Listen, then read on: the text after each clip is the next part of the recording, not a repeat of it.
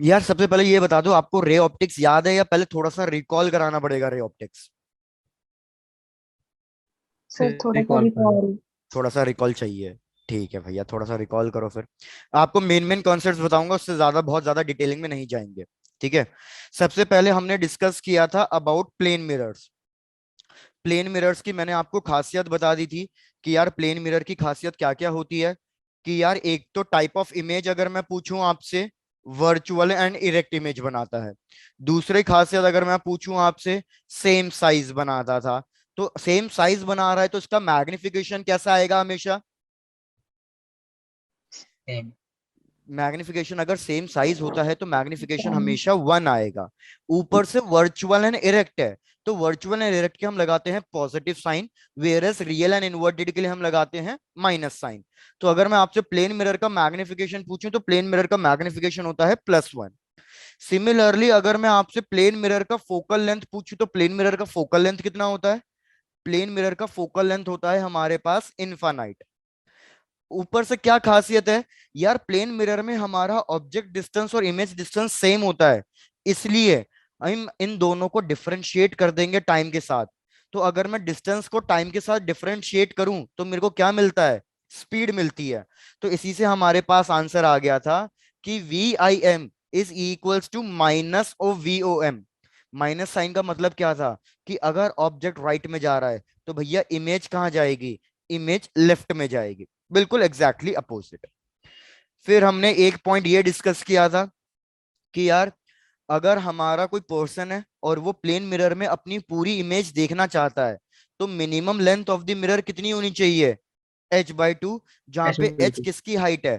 Person की height है। Similarly अगर कोई पर्सन अपने पीछे वाली वॉल की पूरी इमेज देखना चाहता है मिरर में, तो मिरर की लेंथ कितनी होनी चाहिए? H/3 होनी चाहिए, जहां पे H किसकी हाइट है? आपकी बार वॉल की हाइट है। उसके बाद हमने एक कॉन्सेप्ट किया था कि यार अगर दो प्लेन मिरर्स पैरेलल प्लेस्ड है, पैरेलली प्लेन मिरर्स, तो उस केस में इनफाइनाइट इमेज मिलेगी, लेकिन हम नंबर ऑफ इमेजेस के बीच का डिस्टेंस कैलकुलेट कर सकते हैं। और उसके लिए फॉर्मूला क्या था? 2n × a + b, जहां पे a + b किसके बीच का डिस्टेंस था? a + b distance between the mirrors था। मेरे को एक बार चेक करके बताओ, आपको ये चीजें याद आई हैं? हमने पढ़ा यस सर। था ना प्लेन मिरर्स? Yes sir. हाँ ठीक है। नहीं, मेरे को कंफ्यूज हो गया कि मैंने किसी एक के लिए प्लेन मिरर स्किप कराया था, शायद से 12th वाले बैच के लिए। ठीक है, तुम्हारे लिए तो कराया होगा पूरा। डन। और फिर एक एट्थ प्रॉपर्टी क्या थी कि अगर हमारे पास इंक्लाइंड प्लेन मिरर्स हैं तो उसमें नंबर ऑफ इमेजेस कैसे निकालेंगे? तो इंक्लाइंड प्लेन मिरर के लिए मैंने बताया था 3 केसेस होते हैं। क्या क्या 3 केसेस होते हैं? कि सबसे पहले एन की वैल्यू निकालते हैं, 360/θ, और फिर चेक करते हैं ये ऑड है या इवन है या फिर डेसिमल में है। यस। अगर ये इवन है तो क्या करते थे? n-1। अगर ये ऑड है तो हम दोनों आंसर्स लिखेंगे, n-1 भी और n भी, अगर ये ऑड है तो। और अगर ये डेसिमल में है तो हमें सिर्फ क्या कंसीडर करना है? इंटीग्रल वैल्यू कंसीडर करनी है, सिर्फ इंटीजर वैल्यू। यहां तक का कॉन्सेप्ट हमने कर लिया था, तो एक काम करते हैं, पहले थोड़ा सा प्लेन मिरर पे ही एक आधा क्वेश्चन करा देता हूं, उसके बाद फिर हम अपना स्फेरिकल मिरर पे बढ़ते हैं। भैया जिसने नोट डाउन नहीं किया हुआ था वो एक बार इनको नोट डाउन कर लो, फिर आगे बढ़ते हैं।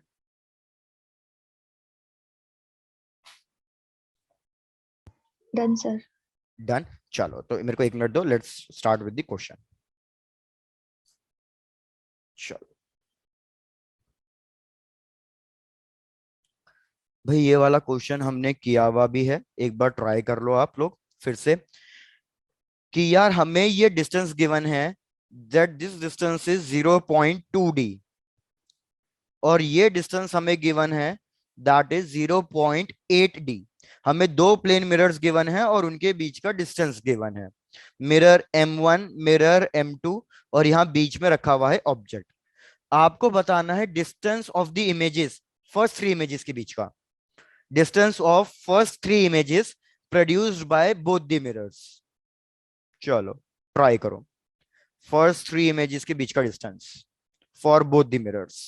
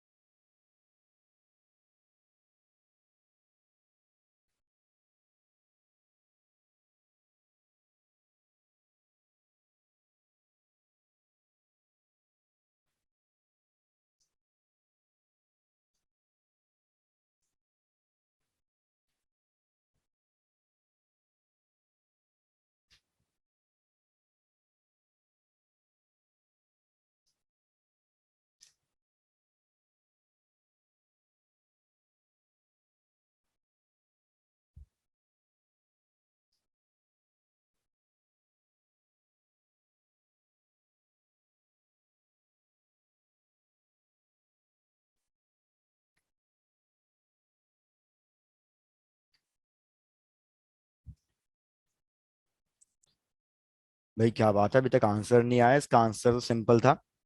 चलो मैं बताता हूँ। मैंने बताया था आपको कि यार जब भी प्लेन मिरर्स होंगे, पैरेलली प्लेस्ड होंगे, फॉर्मूला क्या है डिस्टेंस बिटवीन द इमेजेस निकालने का? 2n × a + b। क्वेश्चन ने फर्स्ट 3 इमेजेस के लिए पूछा है। तो जैसे सपोज मैं फर्स्ट इमेजेस के बीच का कैलकुलेट कर रहा हूँ, तो फर्स्ट इमेजेस के लिए n की वैल्यू कितनी रखोगे आप? 1। 1। तो हमारे पास आएगा 2 × 1। बचा हमारे पास a + b। और मैंने कहा था a + b क्या होता है? a + b बेसिकली हमारा डिस्टेंस बिटवीन दी मिरर्स होता है।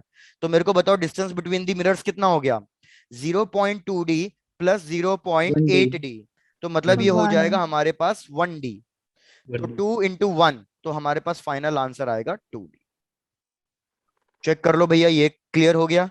फिर ऐसे सेकेंड इमेजेस के बीच का कैलकुलेट करो। तो सेकेंड इमेजेस के बीच का कैलकुलेट करूंगा तो बस अब n की वैल्यू को 2 रखना है और कोई चेंजेस नहीं है। तो 2 × 2 a + b की 4। वैल्यू 1d, तो ये आ जाएगा वेरी गुड 4d। ऐसे अब लास्ट वाले का बता दो। 12D आ जाएगा। Very good. 12D आ जाएगा। कितना आएगा? 60। आंसर आ जाएगा 12D। 60। 6d। तो 2 × 3 × 1d ये हो जाएगा हमारे पास 60। 60। भैया ये वाला क्वेश्चन हो गया क्लियर? Yes sir. चलो भाई बहुत बढ़िया। आ जाओ नेक्स्ट क्वेश्चन पे, और इस नेक्स्ट क्वेश्चन को इंपॉर्टेंट मार्क करना। भैया नेक्स्ट क्वेश्चन क्या है? यार नेक्स्ट क्वेश्चन कह रहा है कि हमारे पास दो प्लेन मिरर्स हैं और इनको हमने किसी एक एंगल पे इंक्लाइंड करके रखा हुआ है। भाई आई रिपीट, दो प्लेन मिरर्स हैं, उसको थीटा एंगल पे इंक्लाइंड करके रखा हुआ है। क्वेश्चन कह रहा है कि भैया लाइट रे इन दोनों मिरर से सक्सेसिव रिफ्लेक्शन कर रही है। सक्सेसिव रिफ्लेक्शन का मतलब कि भाई सपोज ये लाइट रे प्लेन मिरर 1 पे फॉल डाउन करी पहले, फिर प्लेन मिरर 1 से फॉल डाउन करने के बाद ये प्लेन मिरर 2 से फॉल डाउन हुई, और ये फिर कुछ इस तरीके से पास ऑन कर गई है। सक्सेसिव रिफ्लेक्शंस हुए हैं, पहले मिरर 1 से, फिर मिरर 2 से, और फिर इस तरीके से पास ऑन कर गई है। ये आपकी इंसिडेंट रे है, ये आपकी रिफ्लेक्टेड रे है, फाइनल रिफ्लेक्टेड रे। आपको क्या फाइंड करना है? एंगल ऑफ डेविएशन बताना है। Angle of deviation.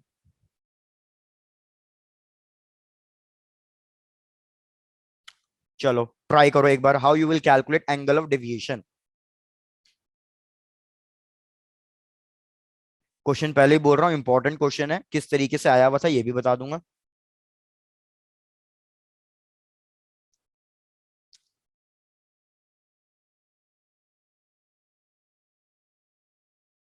आपको एंगल ऑफ डेविएशन याद नहीं है तो एक बार इधर देख लो, अगर याद नहीं है तो कैसे फाइंड करते थे।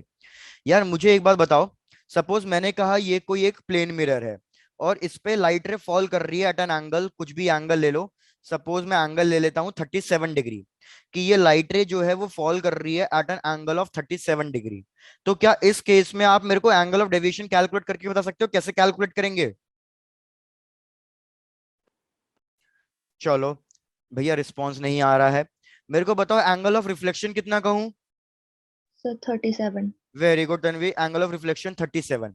एंगल ऑफ डेविएशन जिसको हम डेल से डिनोट करते हैं, उसका मतलब क्या होता है? I यार plus वेरी गुड, हाँ सही जा रहे थे, बोलो बोलो। I plus E minus A। अरे वो तो प्रिज्म के केस में हो गया, प्रिज्म यस के सर। केस में एंगल ऑफ प्रिज्म होता है इसलिए।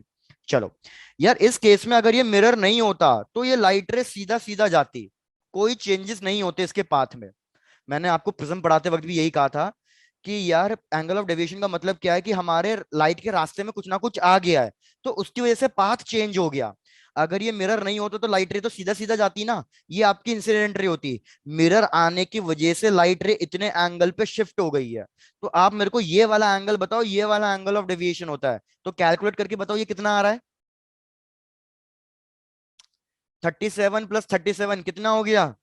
180 minus 74। वेरी गुड साहित्य, तो 180 - 74, ये हमारा एंगल ऑफ डेविएशन हो गया। तो एंगल ऑफ डेविएशन का फॉर्मूला होता है 180 - 2i। I repeat, angle of deviation का फॉर्मूला प्लेन मिरर, एक सिंगल मिरर के लिए याद रखना। मैंने पीछे क्वेश्चन में दो मिरर बनाए हुए हैं, इधर मैं सिंगल मिरर के लिए कह रहा हूं, वो भी प्लेन मिरर के लिए। 180 - 2i। अब बस इसी फॉर्मूले को लेके इधर आ जाओ। यार जहां पे भी आपका रिफ्लेक्शन हो रहा है वहां पे नॉर्मल ड्रॉ कर दो। ये मैंने नॉर्मल ड्रॉ कर दी। सपोज इस एंगल को आपने मान लिया आई, तो ये एंगल भी आई होगा। तो मेरे को बताओ, अगर ये प्लेन मिरर 1 नहीं होता तो लाइट रे सीधा सीधा जाती, लाइट रे सीधा सीधा जाती, तो ये वाला एंगल आता, एंगल ऑफ डेविएशन del 1। तो मेरे को बताओ del 1 की वैल्यू कितनी लिखूं, पीछे वाले फॉर्मूले को देख के बताओ। 80 minus 2i. -2i. Very good, 180 minus 2i, बहुत बढ़िया। सिमिलरली अब जहां पे सेकेंड रिफ्लेक्शन हुआ है वहां पे भी नॉर्मल ड्रॉ कर दो। अब भैया ये प्लेन मिरर नहीं होता तो ये लाइट रे सीधा सीधा जाती, तो मतलब अब की बार ये वाला एंगल मेरा एंगल ऑफ डेविएशन 2 है, एंगल ऑफ डेविएशन 2। तो मेरे को बताओ एंगल ऑफ डेविएशन 2 कितना लिखूं, अगर इस एंगल ऑफ इंसिडेंस को सपोज मैं आर मान रहा हूं तो क्या लिख दूं, 180 minus 2r। Plus 2r. Yes, sir. Very good.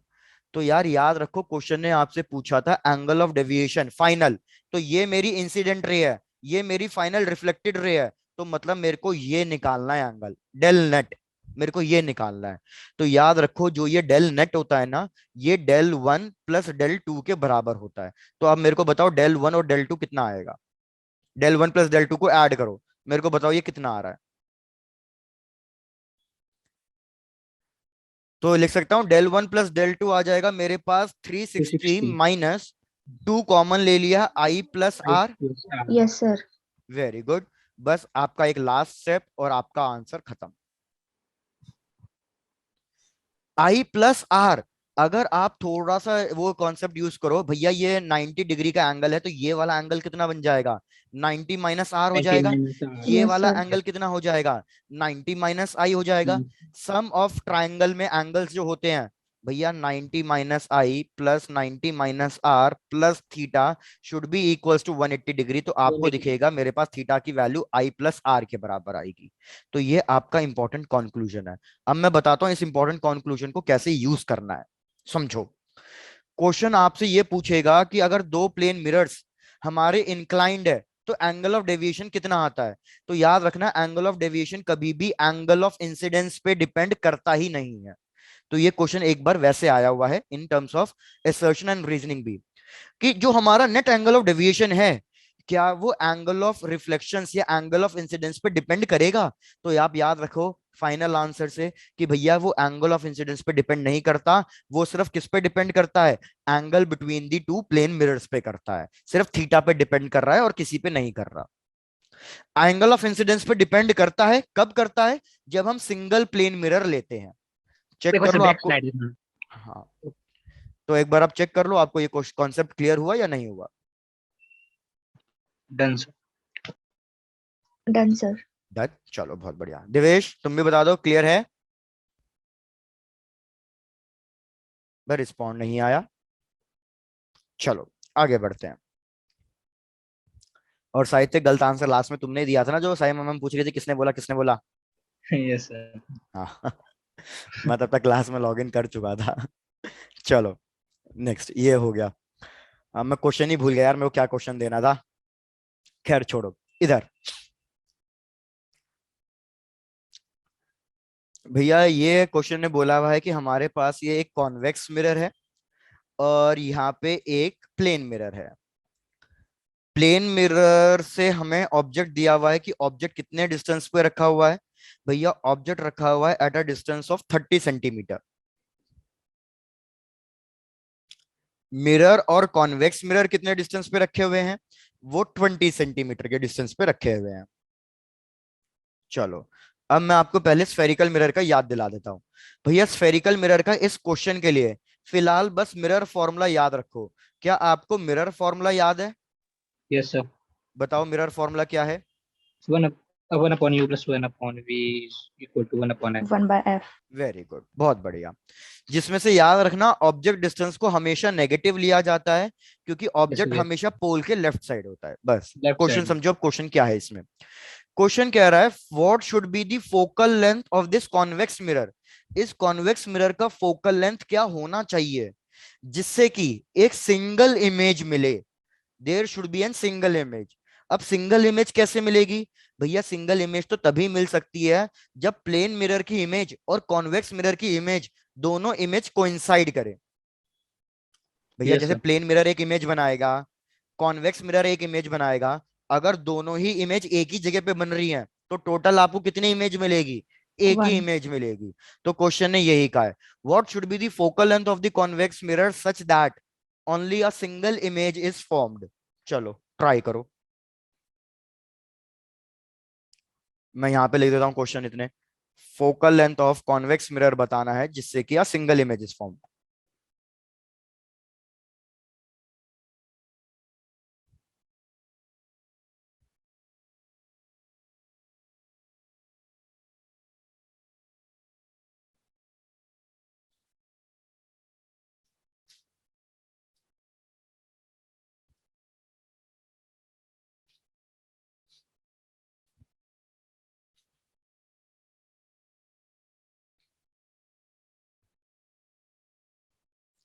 भैया प्लेन मिरर की प्रॉपर्टीज अभी अभी बताई है, बस थोड़ा सा वही यूज करना है, कुछ ज्यादा डिफिकल्ट चीजें नहीं है इसमें।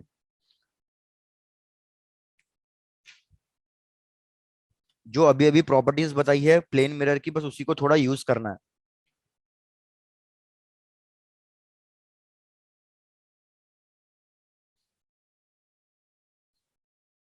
Sir, 15 centimeter. नहीं, 15 सेंटीमीटर से ये आंसर नहीं है। चलो आओ चेक करते हैं, सॉल्व करते हैं। यार मुझे एक चीज बताओ, अगर प्लेन मिरर से ऑब्जेक्ट कितने डिस्टेंस पे रखा हुआ है, 30, तो इमेज कितने डिस्टेंस में मिलेगी? 30. Very good. तो यार मेरे हिसाब से भैया, मतलब प्लेन मिरर के हिसाब से इमेज मिलेगी कहीं ना कहीं यहाँ पे, कहीं ना कहीं यहाँ पे क्यों मिलेगी, ताकि हमारा जो ये डिस्टेंस है वो 30 हो जाए।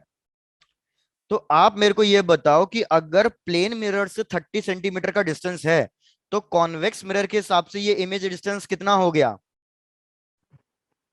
क्या कह सकता हूं, 10 सेंटीमीटर 10. हो 10. गया। Yes, yes, sir. चलो बस क्वेश्चन खत्म। तो फॉर कॉन्वेक्स लेंस, भैया हमें सारी चीजें पता चल गई हैं। फॉर कॉन्वेक्स लेंस हमें v की वैल्यू पता है, राइट साइड बन रही है image at a distance of 10 centimetre. Mirror में ऑब्जेक्ट लगा. डिस्टेंस पता है, ऑब्जेक्ट डिस्टेंस कितना है कॉन्वेक्स मिरर के Minus हिसाब से? 30. -40 कैसे Sir, भैया? minus 30. तन्वी ये डिस्टेंस कितना है? 20. और ऑब्जेक्ट कितने डिस्टेंस पे प्लेस्ड है प्लेन मिरर से? 30। तो पूरा 30. कॉन्वेक्स मिरर से डिस्टेंस कितना हो गया? 50. -50. -50। अब ठीक है, तो यार v की वैल्यू +10 रखो, u की वैल्यू -50 रखो, और मेरे को बता दो फोकल लेंथ कितना आ रहा है। क्वेश्चन खत्म।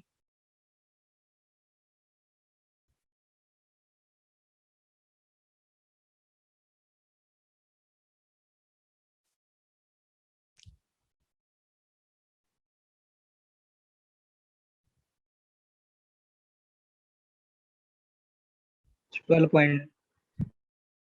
Sir, बिल्कुल सही सर, 12.5. वेरी गुड, अब सही आया आंसर 12.5। भैया सब लोग चेक करो एंड सब रिस्पॉन्ड करो कि आपके आंसर ये 12.5 आ रहा है या नहीं आ रहा। Yes. आगे स्वानी, वेरी गुड। चलो भैया जैसे ही कंप्लीट हो जाए बता दो, फिर आते हैं नेक्स्ट क्वेश्चन पे। Done, sir. डन, चलो Sir, बढ़िया भैया बढ़िया, आ जाओ नेक्स्ट क्वेश्चन पे। नेक्स्ट क्वेश्चन भी थोड़ा सा कॉन्सेप्चुअल है, थ्योरेटिकल क्वेश्चन है, कोई कैलकुलेशन नहीं है अगर देखा जाए तो। एक और पीछे क्वेश्चन, बैक स्लाइड करना. हाँ ये लो यार बिल्कुल, Wait करो. ठीक है करूँ आगे? रुको सर, एक मिनट. हाँ ठीक है बता देना। Done sir. चलो, हाँ तो भाई क्वेश्चन कह रहा है कि हमने लिए दो कॉनकेव मिरर, और दोनों कॉनकेव मिरर को एक दूसरे की साइड फेस कर दिया, कि भैया ये दो कॉनकेव मिरर हैं, इन दोनों को एक दूसरे की साइड फेस कर दिया। इन दोनों का फोकल लेंथ सेम है, और एक हमने ऑब्जेक्ट प्लेस कर दिया है बिल्कुल बीच में, बिल्कुल मिड में। इन दोनों का फोकल लेंथ सेम है। तो अब क्वेश्चन क्या कह रहा है कि भैया ये डिस्टेंस कितना होना चाहिए, मतलब where what should be the focal length. एक मिनट रुको, मैं क्वेश्चन में कंफ्यूज हो गया, एक मिनट रुको प्लीज। क्या क्वेश्चन था? Find the value of distance D. Okay done. भैया लिखो question, find the values of D such that, find the value of d such that only one image is formed।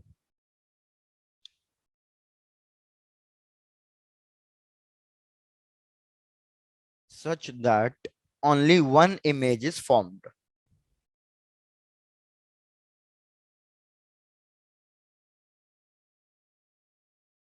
चलो अब try कर लो भैया। ये distance है दो मिरर्स के बीच का, मिरर M1 मिरर M2। हमें बताना है इन दो मिरर्स के बीच का कितना डिस्टेंस होना चाहिए जिससे कि ये जो ऑब्जेक्ट है इसकी एक सिंगल इमेज ही मिले। Sir 2f, sir 2f। 2f। चलो देखते हैं 2f। और कुछ?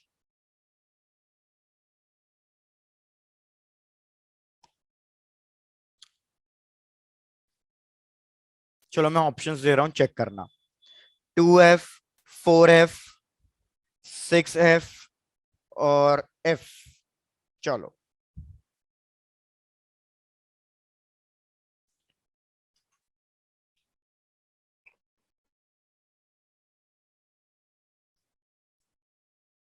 आपको रे डायग्राम्स याद हैं थोड़े बहुत? Yes sir. Yes, sir. चलो डन, फिर ठीक है, क्योंकि बिगर रे डायग्राम्स के ये क्वेश्चन नहीं हो पाता इसलिए। Yes sir.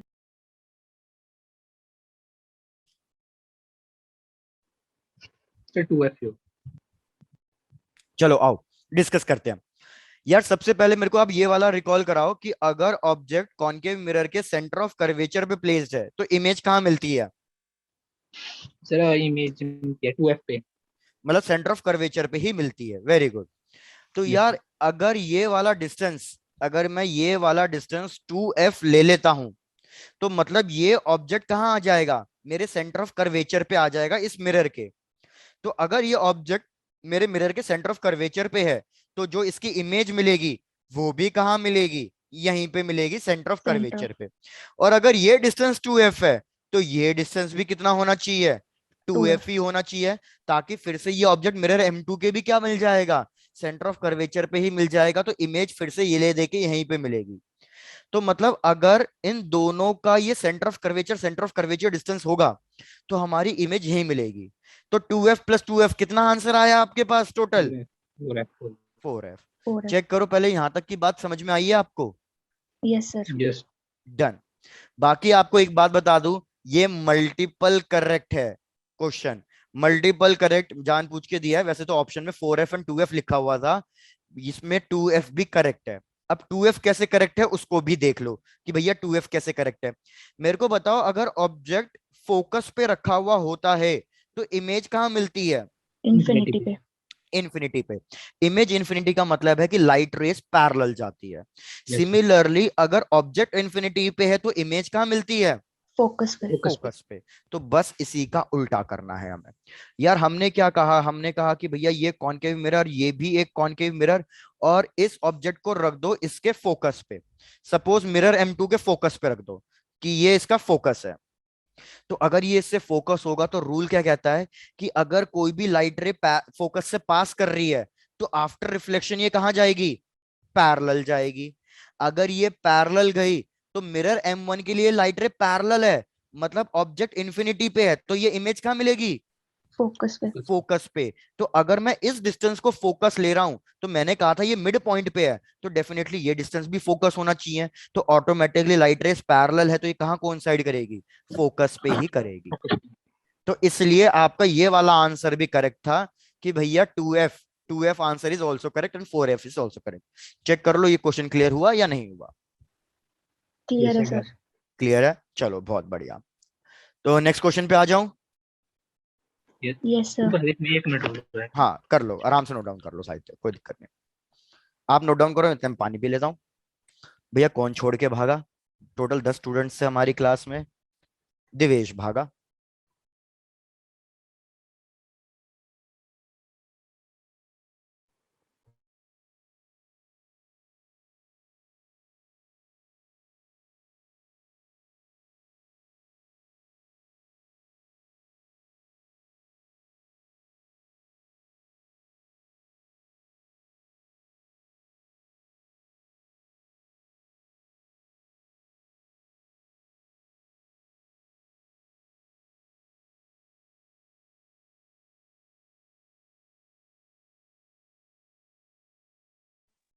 साहित्य कंप्लीट हो गया है? Yes, sir. चलो डन, आ जाओ फिर नेक्स्ट क्वेश्चन पे, थोड़ी स्पीड बढ़ाते हैं भैया। नेक्स्ट क्वेश्चन यार ग्राफिकल क्वेश्चन है कि मेरे को 4 ग्राफ्स गिवन है बिटवीन यू एंड वी, आपको बताना है कौन सा ग्राफ करेक्ट है। चलो 4 ग्राफ गिवन है between V and U, V and U.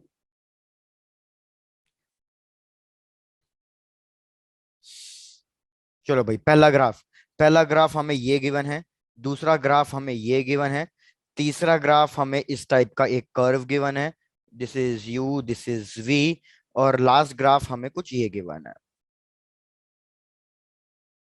चलो बताओ भाई कौन सा ऑप्शन करेक्ट होगा, ए बी सी या डी।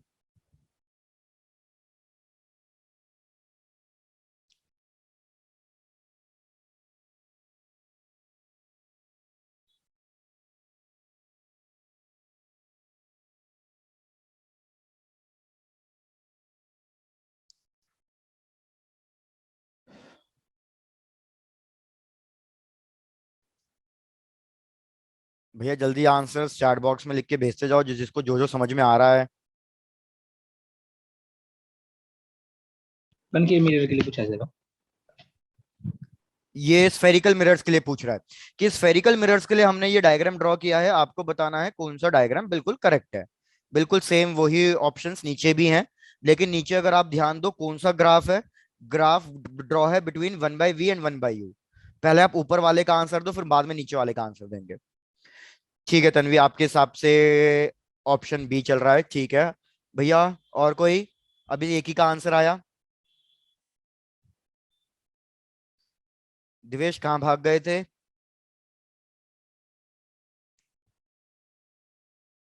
भैया क्वेश्चन रिपीट कर देना जिसके समझ में नहीं आया।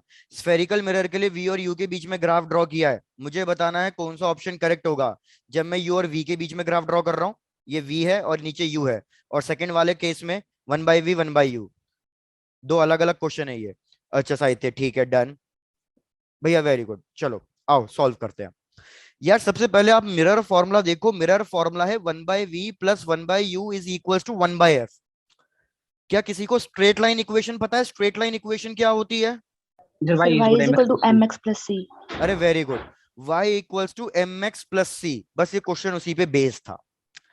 तो यार y पे आपने क्या लिया, y पे आपने लिया 1/v, तो इसको दूसरी साइड ले जाओ, तो इस इक्वेशन को अगर मैं लिखूं 1/v, 1 ये by हो f जाएगा माइनस 1 by1/u प्लस 1/f। तो x एक्सिस पे आपने क्या लिया है, x एक्सिस पे आपने लिया है 1/u, तो जो इसका स्लोप आएगा वो कैसा आना चाहिए, Negative. नेगेटिव स्लोप आना चाहिए, और एक स्ट्रेट लाइन बननी चाहिए। तो यहां लिख देता हूं नेगेटिव स्लोप और एक स्ट्रेट लाइन। तो यार yes. आप चेक करो, आपने 1/v और 1/u के केस में नीचे वाले क्वेश्चन मैंने पहले सॉल्व करा दिया।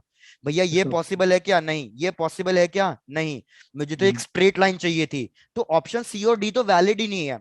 अब ऑप्शन ए और बी में से कौन सा वैलिड है, भैया a नेगेटिव स्लोप भी चाहिए, तो करेक्ट ऑप्शन ऑप्शन ए होगा। सब लोग चेक कर लो, मैंने सेकंड क्वेश्चन पहले सॉल्व कराया। सेकंड क्वेश्चन में कोई डाउट है, No, no sir. sir. Done. अब फर्स्ट क्वेश्चन का आंसर बहुत सिंपल था, आपने अभी पीछे ही दिया है फर्स्ट क्वेश्चन का आंसर। इधर देखो कि यार अगर ऑब्जेक्ट आपका एफ पे है, ऑब्जेक्ट अगर आपका एफ पे है, तो आपकी इमेज कहाँ मिलती है, Infinity. इन्फिनिटी पे। सिमिलरली अगर आपकी ऑब्जेक्ट इन्फिनिटी पे है, तो वी की वैल्यू कहाँ मिलती है आपको, फोकस पे। Focus. तो इधर देखो भैया, क्वेश्चन देखो, सबसे पहली बात, इधर ये दोनों ग्राफ्स वैलिड नहीं होंगे।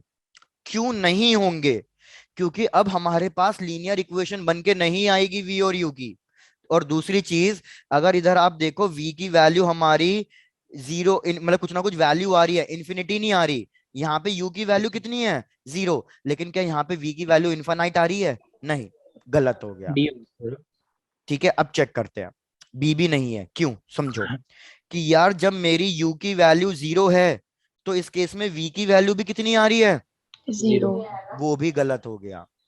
क्या बात समझ में आ गई, Yes, sir. डन। अब इस पे आ जाओ, यार ये वाली लाइन क्या अप्रोच कर रही है, ये v equals to Infinity. Infinity पे अप्रोच कर रही है, तो मतलब यहाँ पे u की वैल्यू कितनी होगी, भैया u की वैल्यू f होगी। सिमिलरली ये u की वैल्यू कितनी अप्रोच कर रहा है, इन्फिनिटी, तो Infinity. यहाँ पे v की वैल्यू कितनी होगी, f। तो मतलब ये F. ग्राफ आपका सही बन रहा है। क्या ये चीज समझ में आ गई आपको? Yes, yes sir. सर। ध्यान, इस ग्राफ में भी क्या हो रहा है, अगर आप लास्ट ग्राफ इमेजिन करो, v की वैल्यू तो इन्फिनिटी जा रही है, लेकिन u की वैल्यू इन्फिनिटी नहीं जा रही, गलत हो जाएगा।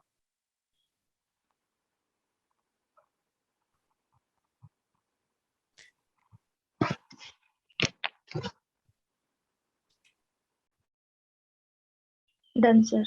डन। चलो भाई, बहुत बढ़िया। साहित्य आपका भी नोट डाउन हो गया है? Yes, sir. Done. चलो ठीक है, आ जाओ नेक्स्ट क्वेश्चन पे। नेक्स्ट क्वेश्चन को भैया इंपॉर्टेंट मार्क कर लेना, ग्राफिकल क्वेश्चन तो इंपॉर्टेंट था ही, नेक्स्ट क्वेश्चन को भी इंपॉर्टेंट मार्क करो।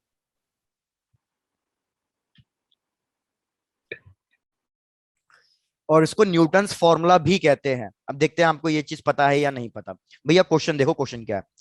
क्वेश्चन कह रहा है कि हमने कोई एक स्फेरिकल मिरर लिया, जो आपका मन करे आप वो स्फेरिकल मिरर ले लो। तो इधर मैंने एक कॉनकेव मिरर लिया है, और कॉनकेव मिरर का ये है focal length, focus point F. Question कह रहा है कि यार मैंने ये जो ऑब्जेक्ट है ना, ये ऑब्जेक्ट फोकस से कितने डिस्टेंस पे रखा है। ये मैं ऊपर डिस्टेंस व्हाइट कलर से मार्क कर रहा हूं, कि मैंने ऑब्जेक्ट को रखा है at a distance of x1। और जो इमेज मिल रही है, वो इमेज मेरे को कहीं ना कहीं यहां मिल रही है। मतलब इमेज का डिस्टेंस कितना है भैया, क्वेश्चन ने कहा है इमेज का डिस्टेंस है x2। याद रखो, इसमें आप ऑब्जेक्ट और इमेज कहीं पे भी बना सकते हो, कोई रूल नहीं है। मैंने ऐसी कोई भी एक रे डायग्राम ले लिया, लेकिन जो भी डिस्टेंस हमें गिवन है वो कहां से गिवन है, फोकस से गिवन है। अब की बात पोल से नहीं है, फोकस से दिए हुए हैं। क्वेश्चन कह रहा है भैया फोकस से ऑब्जेक्ट डिस्टेंस रखा हुआ है x1, इमेज मिल रही है at a distance of x2। तो आपको बताना है कौन सा ऑप्शन करेक्ट है for finding the focal length. Focal length of the mirror, कौन सा ऑप्शन करेक्ट है? फर्स्ट कि भैया x1 into x2। Second option root of x1 into x2। Third option भैया x1 plus x2 divided by 2। और last option given है कि, एक मिनट रुको, root d1 d2 d2 d1 bye d2, मतलब x1 बाय x2। चलो check कर लो आराम से, क्वेश्चन क्लियर है या नहीं। मुझे फोकल लेंथ फाइंड करनी है in terms of object distance and image distance. अगर कोई मेरे से बोलता फोकल लेंथ फाइंड करो in terms of object distance and image distance, एक चीज का आप Fourth ध्यान option. दो, एक चीज पहले बस सुन लो यार। 1/v plus 1/u equals to 1/f। अगर मैं इससे फोकल लेंथ फाइंड करना चाहूं, एलसीएम लूंगा, तो कितना आएगा इस side, uv plus u plus v। तो फोकल लेंथ कितना आ जाएगा, फोकल लेंथ UV आ upon जाएगा U plus. uv divided by u plus v। ये आंसर करेक्ट है, ऐसा नहीं है कि ये आंसर करेक्ट नहीं है, लेकिन इसमें u और v ऑब्जेक्ट डिस्टेंस कहां से है, इमेज पोल डिस्टेंस कहां से। से है, पोल से है। तो इस टाइप के क्वेश्चन में कंफ्यूज मत हो जाना। हमारा u और v ऑब्जेक्ट डिस्टेंस और इमेज डिस्टेंस तो है, और ये फॉर्मूला भी सही है, लेकिन ये सब हमारे पोल से गिवन है। अगर क्वेश्चन पोल से पूछता तो ये आंसर करेक्ट होता, ये भी एक बार क्वेश्चन आया हुआ है। लेकिन इधर क्वेश्चन ने हमसे जो ये x1 x2 डिस्टेंस जो दिए हुए हैं, ये पोल से नहीं दिए हुए हैं, ये फोकस से दिए हुए हैं।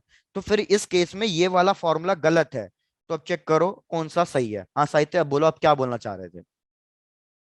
आप Sir, कुछ पूछ। fourth option. हाँ, Sir, fourth option. Fourth option, ठीक है, देखते हैं भाई बाकी लोग।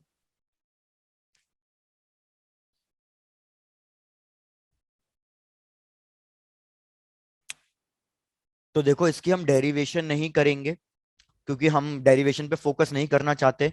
लेकिन याद रख लेना, ये न्यूटन्स फॉर्मूला है, और न्यूटन्स फॉर्मूला क्या कहता है, object distance into image distance from focal length, from focus point, is always equals to F X square. square. ये चीज याद रखना, जहां पे आप लिख लो x1 एंड x2 क्या है, object distance and image distance है, लेकिन कहां से भैया, फोकस से, फ्रॉम फोकस। इस फॉर्मूले को हम कहते हैं Newton's formula for spherical mirrors.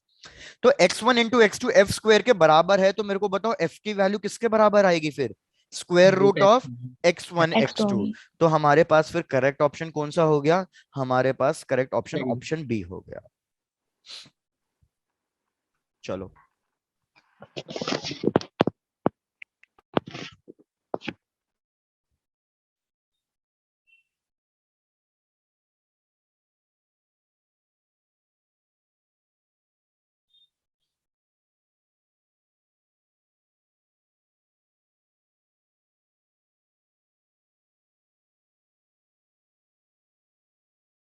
क्या आगे बढ़ जाएं? Yes. ठीक है, डन। चलो भैया, let's proceed to the next question. भाई नेक्स्ट क्वेश्चन तो आप सब ऐसा है कि फटाफट सॉल्व कर दोगे, मुझे पता है। नेक्स्ट क्वेश्चन कह रहा है कि हमारे पास दो प्लेन मिरर्स हैं inclined at an angle of 60 degree. ये दो plane mirrors inclined at an angle of 60 degree. आपको बताना है कि नंबर ऑफ इमेजेस कितनी फॉर्म होगी। नंबर ऑफ इमेजेस बताना है। ऑप्शन गिवन है 6, सेकेंड ऑप्शन गिवन है 4, थर्ड ऑप्शन गिवन है 5 और लास्ट ऑप्शन गिवन है 3। चलो, सर क्या निकालना है? नंबर ऑफ इमेजेस कि दो प्लेन मिरर्स हैं M1 और M2, इन दोनों के बीच में मैंने कहीं ना कहीं ऑब्जेक्ट रखा हुआ है, तो कितनी नंबर ऑफ इमेजेस मिलेगी। सुहानी वेरी गुड। सर 5। तो यार ये तो अभी मैंने लिखवाया है ना हाँ। आपको, प्रशांत बिल्कुल सही। मतलब कुछ बच्चे बोल नहीं रहे हैं लेकिन मैसेज में तो पूरा पूरा आंसर दे रहे हैं। Very good. यार सबसे पहले मैंने आपको स्टेप बताया, सबसे पहले n निकालोगे। n की वैल्यू कितनी आएगी? 360 डिवाइडेड बाय 60 डिग्री, तो ये हो गया हमारे पास 6। तो जी। 6 इवन नंबर है। इवन नंबर है तो नंबर ऑफ इमेजेस हमेशा क्या होती है? n-1 होती है। तो ये हो जाएगा 6 - 1 which is equal to 5। Correct option is option 5th।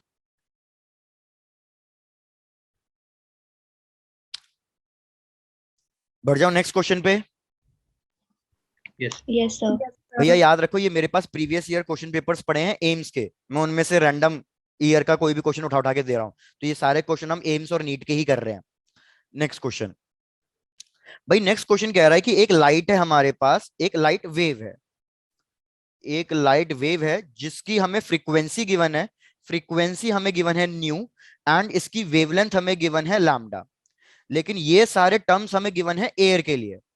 I repeat कि एक लाइट है जो वेव है और उसकी फ्रीक्वेंसी म्यू और वेवलेंथ है लैम्डा, और ये सब चीजें हैं एयर के अंदर। अब जो ये लाइट रे है ये ट्रेवल कर रही है फ्रॉम एयर टू ग्लास। तो आपको बताना है कौन सा ऑप्शन करेक्ट होगा। भैया मोर देन वन करेक्ट हो सकते हैं, याद रखना। फर्स्ट ऑप्शन, फर्स्ट ऑप्शन है कि फ्रीक्वेंसी चेंजेस। सेकेंड ऑप्शन है कि भैया फ्रीक्वेंसी चेंज नहीं होगी, फ्रीक्वेंसी सेम रहेगी, लेकिन हमारी जो वेवलेंथ है वो चेंज हो जाएगी। थर्ड ऑप्शन कि भैया वेवलेंथ चेंज नहीं होगी, wavelength remain same. Fourth option है कि भैया फ्रीक्वेंसी एंड वेवलेंथ दोनों ही चेंज होगी। चलो इतना सिंपल क्वेश्चन है भैया ये तो। वेरी गुड तन्वी साहित्य, आप दो का तो आंसर आ ही गया है, बाकी लोग भी आंसर दे दो भाई। लाइट चैप्टर की बिल्कुल फर्स्ट क्लास में ही बताया था ये तो मैंने आपको।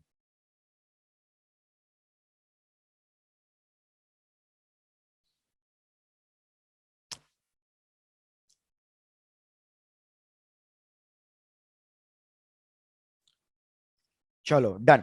भाई देखते हैं। यार याद रखो मैंने आपको बताया था फ्रीक्वेंसी कभी भी चेंज नहीं होती, क्योंकि फ्रीक्वेंसी किस पे डिपेंड करती है? सोर्स पे डिपेंड करती है। तो फ्रीक्वेंसी से कभी भी चेंज नहीं होती, वो सेम रहती है। तो मतलब चेक कर लो फ्रीक्वेंसीज ने किस किस में चेंज करी है।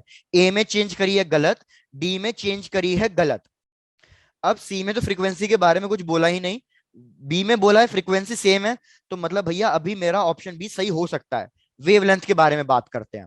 यार जब light ray air to glass में एंटर करेगी तो उसकी स्पीड पे क्या फर्क पड़ेगा? सर डिक्रीज होगी। डिक्रीज हो कम जाएगी। होगी। और स्पीड का फॉर्मूला होता है फ्रीक्वेंसी इनटू वेवलेंथ। तो अगर स्पीड डिक्रीज हुई है, फ्रीक्वेंसी कांस्टेंट है, तो वेवलेंथ भी क्या होगी? Decrease decrease. होगी। तो वेवलेंथ सेम, ऑप्शन सी गलत, ऑप्शन बी सही। अगर मैं आपसे ये पूछता कि वेवलेंथ कितनी हो जाएगी, तो बताओ कितनी हो जाएगी? What is the formula for calculating wavelength in a medium? क्या फॉर्मूला याद है आपको? Sir lambda in air by refractive index of the medium. Very good, lambda in air divided by refractive index in medium. भाई बहुत बढ़िया। अगर कल को इस पे भी क्वेश्चन आ जाता तो आप ये लिख देते। बहुत गुड। चलो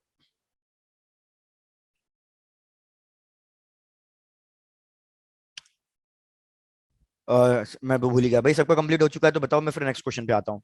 डन सर। डन, चलो बहुत बढ़िया। आ जाओ नेक्स्ट क्वेश्चन पे।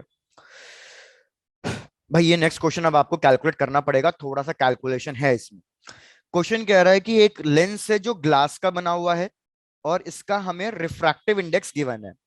कि भैया ये हमारे पास एक कॉन्वेक्स लेंस है जो ग्लास का बना हुआ है, और इसका रिफ्रैक्टिव इंडेक्स हमें गिवन है 1.5। क्वेश्चन कह रहा है कि पहले भैया ये जो ग्लास है का लेंस है, ये हमने पहले कहाँ प्लेस किया हुआ है? एयर में। अब हमने इस लेंस को किस में प्लेस कर दिया? अब हमने इस लेंस को लिक्विड में प्लेस कर दिया है, और लिक्विड का रिफ्रैक्टिव इंडेक्स, लिक्विड को सपोज वाटर मान लो, इसका रिफ्रैक्टिव इंडेक्स कितना गिवन है? 1.25। तो आपको बताना है कि अब इसके फोकल लेंथ पे क्या फर्क पड़ेगा। आई रिपीट, एक बार क्वेश्चन रिपीट कर रहा हूं। लेंस का रिफ्रैक्टिव इंडेक्स गिवन है 1.5, और पहले ये लेंस प्लेस था एयर में। अब इस लेंस को हमने वाटर में प्लेस कर दिया, वाटर का रिफ्रैक्टिव इंडेक्स गिवन है 1.25। तो हमें बताना है what will happen to its focal length, lens के फोकल लेंथ पे क्या फर्क पड़ेगा। फर्स्ट ऑप्शन कह रहा है कि भैया फोकल लेंथ इंक्रीज कर जाएगा बाय अ फैक्टर ऑफ 1.25, कि इतने फैक्टर से रिड्यूस हो जाएगा। सेकंड, वो कह रहा है भैया फोकल लेंथ इंक्रीज होगा लेकिन by a factor of 2.5। Third option, focal length decrease कर जाएगा by a factor of 1.5, sorry 1.2। और लास्ट ऑप्शन है कि फोकल लेंथ इंक्रीज कर जाएगा बाय अ फैक्टर ऑफ 1.2। चलो ट्राई करो भैया।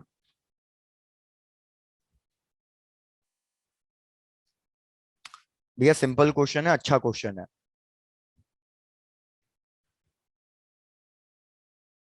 सबसे पहले तो आप ऑप्शन को एलिमिनेट करना सीखो। मैंने आपको बताया हुआ है कि कभी भी अगर हम लेंस को एक डेंसर मीडियम में प्लेस कर देते हैं तो फोकल लेंथ पे क्या फर्क पड़ता है? सर इंक्रीज हो जाती है। वेरी गुड भैया, यहां लिख देता हूं। If a lens is placed in denser medium instead of air, in denser medium, या इन अ मीडियम लिख दो बस instead of air, focal length increases. तो यार सबसे पहले आप चेक करो किस किस में डिक्रीज वाला बोला हुआ है। ओहो, एक ही में बोला हुआ है, कोई फायदा ही नहीं हुआ। ऑप्शन सी तो गलत है। अब बाकी चीजें चेक करो अपने आप, कैसे कैलकुलेट करोगे इस केस में कि भैया फोकल लेंथ हमारा कितने फैक्टर से इंक्रीज करेगा।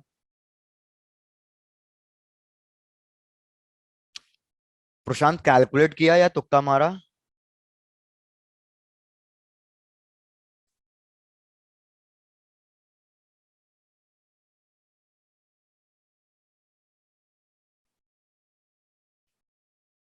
चलो भैया आपको टाइम दे रहा हूँ, आराम से try to calculate. Last question है वैसे भी आई थिंक।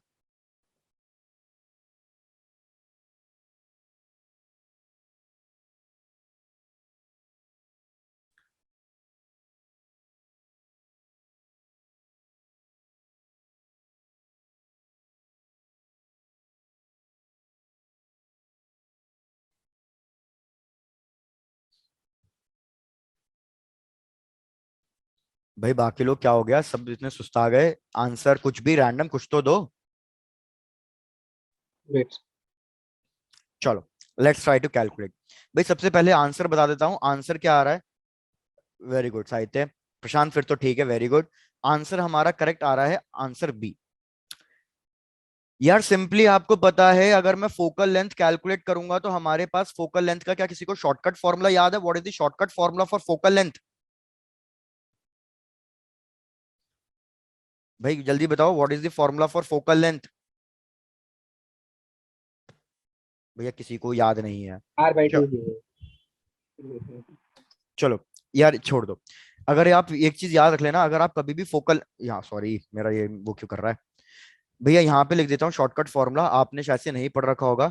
अगर हम कभी भी फोकल लेंथ का रेशियो निकालें तो बस इतना याद रखना कि यार focal length in a liquid divided by focal length in a air, इसका फॉर्मूला आपका चलेगा refractive index of lens minus refractive index of air divided by refractive index of lens divided by refractive index of medium -1। इस तरीके से याद रखना। अगर आप एयर का रिफ्रैक्टिव इंडेक्स कितना होता है, अगर आपको याद है तो इस फॉर्मूले को और शॉर्टकट कर लो। एयर का 1। रिफ्रैक्टिव इंडेक्स कितना होता है? 1. 1। अब ये शॉर्टकट फॉर्मूला याद रखो, जब भी आपको इस टाइप का क्वेश्चन आ जाए कैलकुलेट करने का, तो सारे रिफ्रैक्टिव इंडेक्स की वैल्यू सब्स्टिट्यूट करो और प्लीज कैलकुलेट करो जल्दी। थोड़ा टाइम कम है, थोड़ा जल्दी कैलकुलेट करें, तो साथ में कैलकुलेट कर लेते हैं। रिफ्रैक्टिव इंडेक्स मतलब फोकल लेंथ ऑफ लेंस निकालना है विद रिस्पेक्ट टू एयर। ऊपर हमारे पास आ जाएगा लेंस का था 1.5 माइनस 1 डिवाइडेड बाय, नीचे था लेंस का 1.5 डिवाइडेड बाय 1.25 माइनस 1। प्लीज इसको सॉल्व करो, कितना आ रहा है आंसर? ये आ जाएगा 0.25 डिवाइडेड बाय 0.25 इंटू 1.25। इसको सॉल्व करो और मेरे को बताओ कितना आंसर आ रहा है।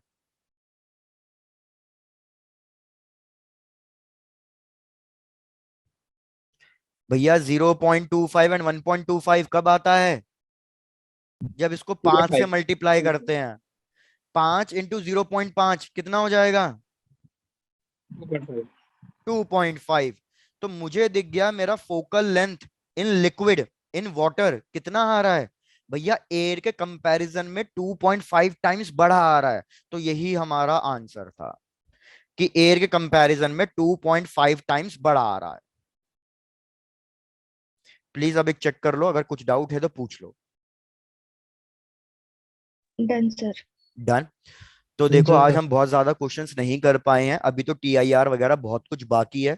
तो एक काम करेंगे, नेक्स्ट क्लास में अभी भी रे ऑप्टिक्स ही करेंगे, उसके बाद वेव ऑप्टिक्स, एटम्स और वो वाला चैप्टर ड्यूअल नेचर फिर स्टार्ट कर देंगे।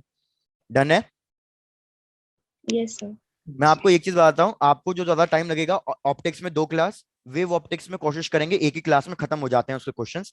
एटम्स का भी एक क्लास का, ड्यूअल नेचर का भी एक क्लास का, सेमीकंडक्टर्स का भी एक क्लास का। तो आपका ये बहुत ज्यादा टाइम नहीं लेगा रिवीजन में। चलो मिलते हैं भैया नेक्स्ट क्लास में। Tata bye bye and take care. Thank you sir, bye Thank you, sir. sir. Okay यार।